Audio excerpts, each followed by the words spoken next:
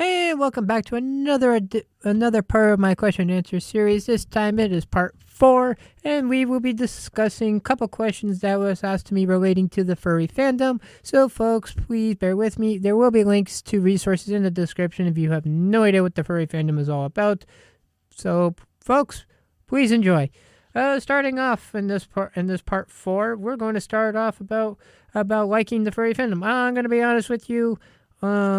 I do actually like being part of the furry fandom. It is a good, positive community full of artists, writers, role players, cosplayers, you name it. There's probably a place for you among furries if you like anthropomorphic animals.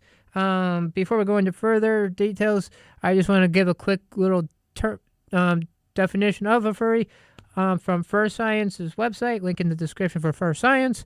The term furry describes a diverse community of fans, artists, writers, gamers, and role players. Most furries create for themselves as anthropomorphized animal characters, aka persona, with whom they identify and can function as an avatar within the community. Some furries wear elaborate costumes, also known as fursuits, or paraphernalia such as animal ears or tails, or represent themselves as anthropomorphic animals in online communities such as Second Life. Furry fandom is an inclusive term that describes the community of furries that span online, local, and international settings. The furry fandom is global, with hundreds of local groups existing worldwide and dozens of conventions held annually. And that. So basically, in terms of furries, we are fans of the anthropomorphic animals. A few examples in terms of movies. A lot of people should see is Zootopia.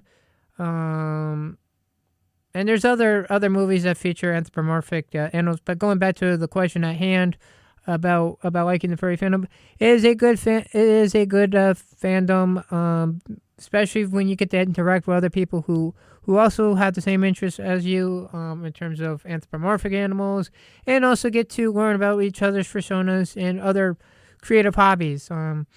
I myself did a little bit more research back at the beginning of 2023 in January. Where I kind of was like, I was a bit interested in it because I was reading some articles and I saw anthropomorphic animals, and I was like, ooh, what's that all about? And like it is, digged a little bit deeper and came across sites like Fur Science, and then also looking up YouTube videos relating to the furry fandom, such as furry convention videos that were posted online and everything. Sorry, I just needed a breather. But yeah, as a member of the furry fandom, I will admit that to those who would like to know, I do have a couple of personas. One is named Willie Swiftclaw, which is my gray, blue, and red wolf persona, which I do have a partial for. And that my other one is a red, blue, and yellow wolf tiger hybrid. His name is Red Emergency.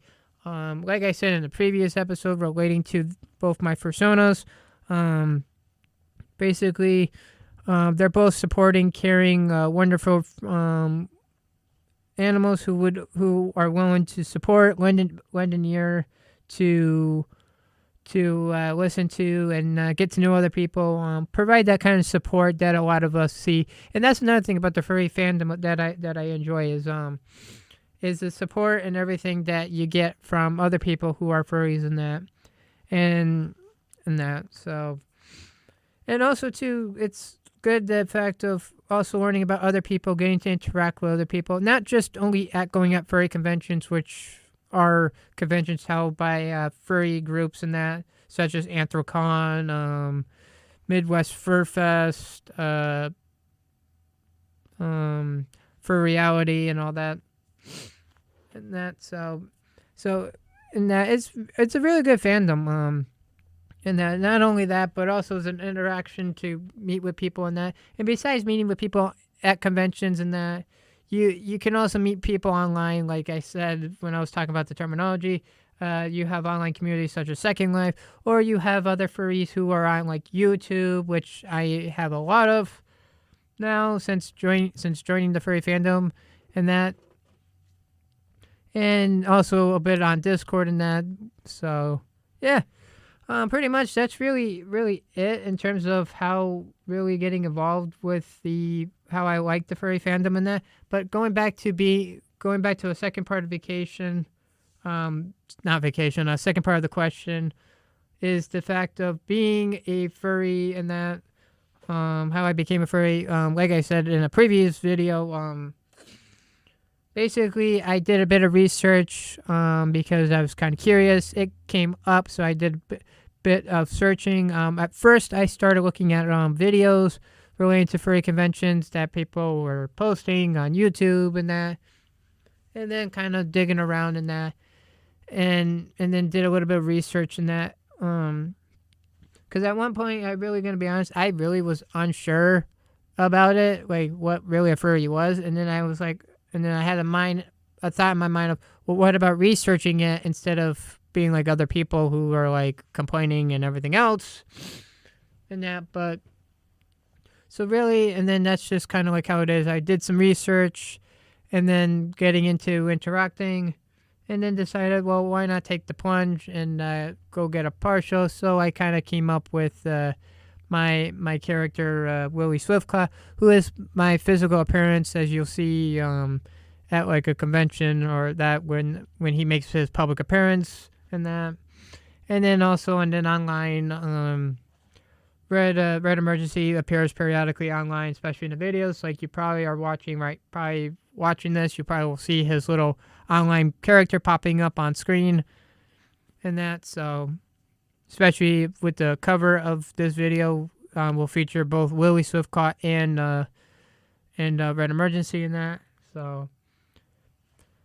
So folks, that's really it about that in terms of about how I became a furry and what I like about the furry fandom. And that shout out to Jack's Studios, link into the description for their channel, for asking me that question when I posed a question to them in a conversation. And folks, if you have any questions that you would like to be featured in a question and answer video, feel free to drop them in the comments while you leave a like and that, and I will be happy to respond and let you know it'll be accepted into it. So folks, I'm Positive Tiger Gamer, and this concludes part 4 of my question and answer series. What is being like about a furry? And that, actually, let me rephrase that too. This concludes part 4 about a little bit of background into why I became a furry and what I like about the furry fandom. So folks, you all have a good one, and we will see you all in another edition of Question and Answer with Positive Tiger Gamer. Have a good one.